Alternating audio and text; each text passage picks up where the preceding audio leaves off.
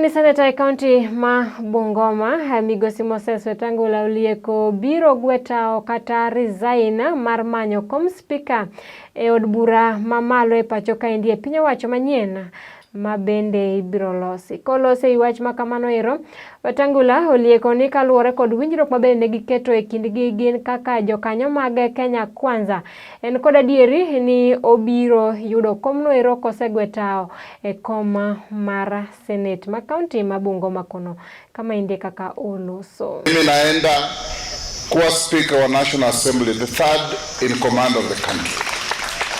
Nikishachukua nafasi yangu, and I want to assure our Kenya Kwanza team, we have our numbers, so hakuna shida. The Northerners have joined us, the Independents have joined us, and they can see that this country is headed in the right direction.